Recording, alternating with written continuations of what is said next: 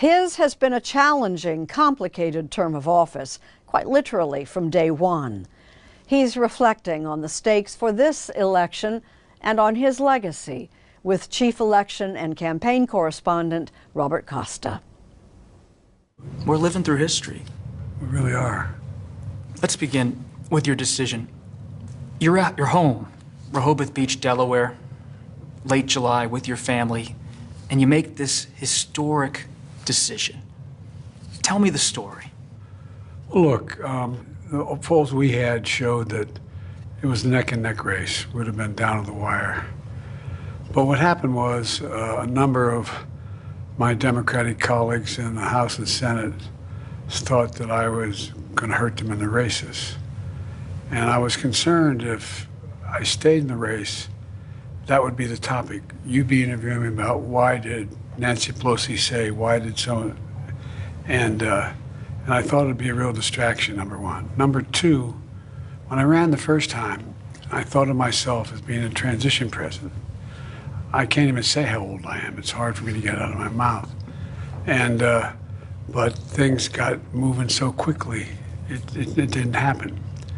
And the combination was that I thought it was a critical issue for me, still is not a joke, maintaining this democracy. But I thought it was important because although it's a great honor being president, I think I have an obligation to the country to do the most important thing to do, and that is we must defeat Trump.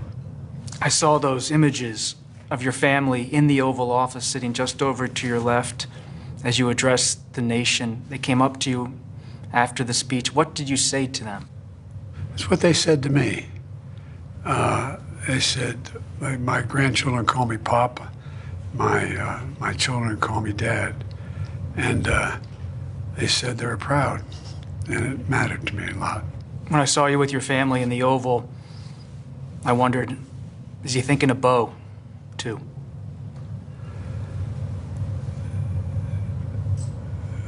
Look, I can honestly say that I think of him all the time.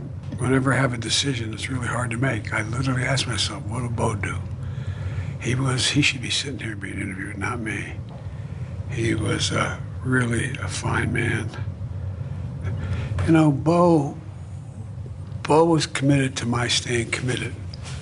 We had a conversation toward the end when we knew he wasn't going to live.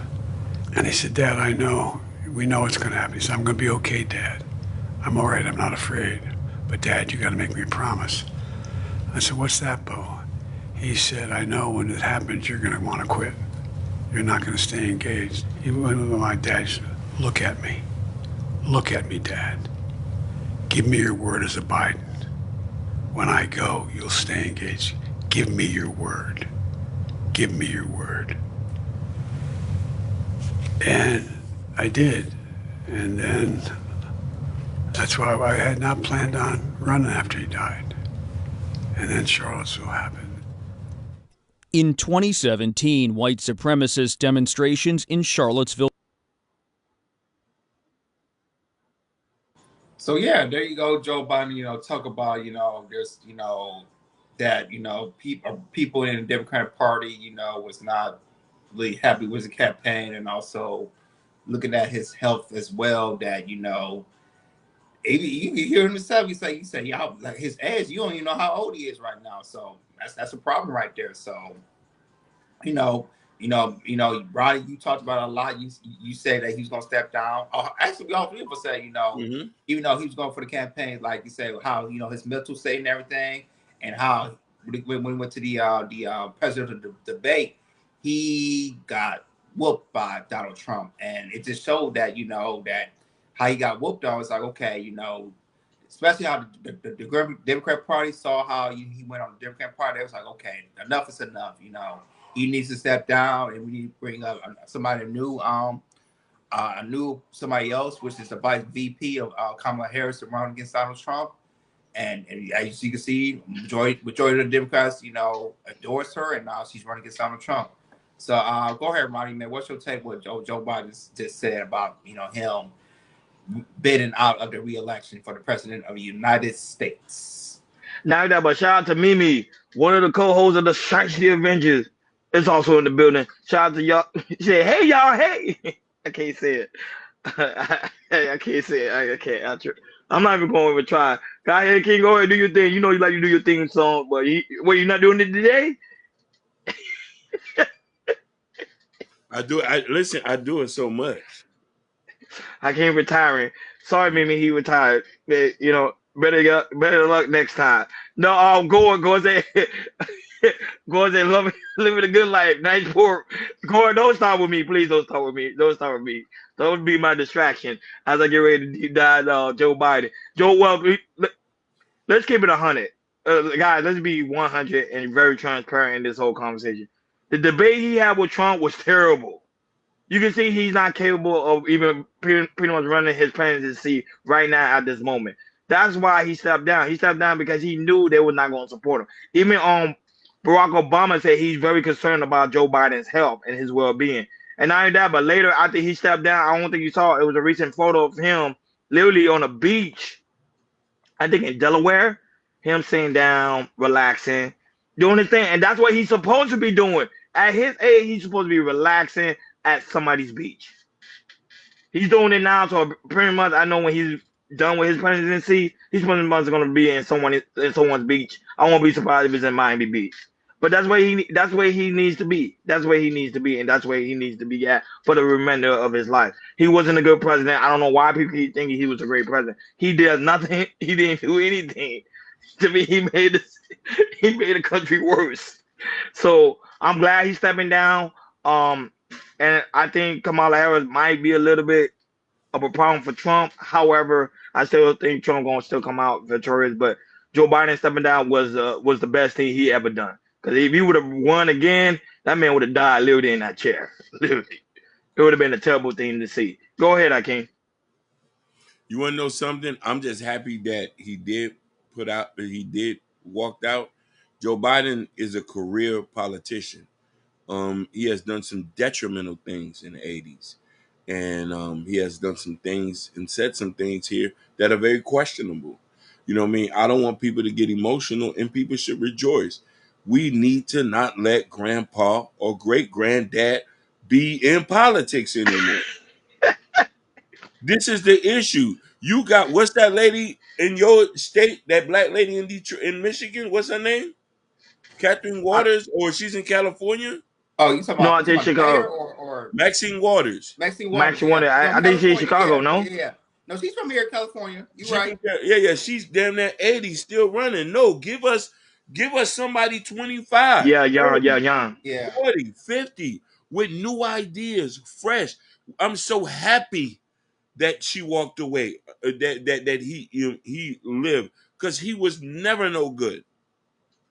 He gave us a bunch of promises and never amounted to them. He gave everybody else what they wanted that they didn't even ask for.